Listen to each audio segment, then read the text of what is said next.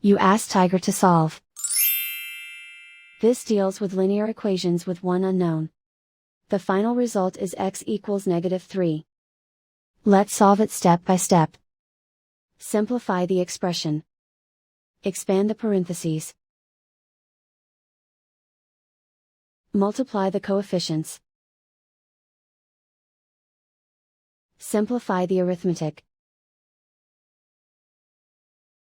Group all x terms on the left side of the equation.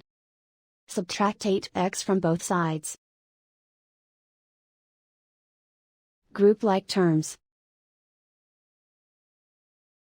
Simplify the arithmetic. Group like terms. Simplify the arithmetic.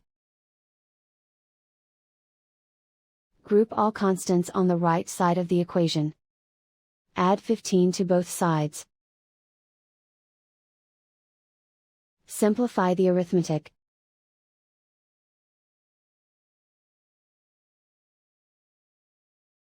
Isolate the x.